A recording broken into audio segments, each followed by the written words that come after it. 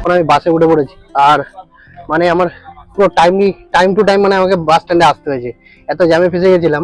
আর 2-4 minute late করলে মানে বাস ছেড়ে যেত।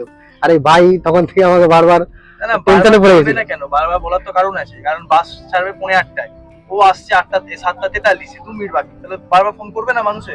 তো স্বাভাবিক বিষয়, বাসটা ছেড়ে দিলে কি হবে?